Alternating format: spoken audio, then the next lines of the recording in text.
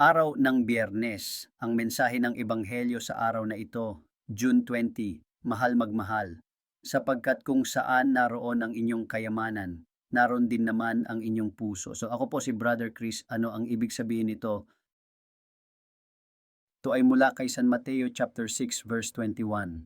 Ang ibig sabihin nito ay ang ating mga prioridad at pagpapahalaga ay inihahayag sa kung saan natin inilalagay ang ating mga kayamanan, oras, enerhiya at salapi. Kung ang ating kayamanan ay nakatuon sa mga material na bagay, ang ating puso ay malamang na nakatuon din sa mga ito. Kung ang ating kayamanan ay nakatuon sa Diyos, sa ating pamilya, o sa iba pang mga mahahalagang bagay, ang ating puso ay malamang na nakatuon din sa mga iyon. Ito ay isang panawagan sa atin na suriin ang ating mga prioridad at yakin na ang ating mga kayamanan ay nakahanay sa ating mga halaga.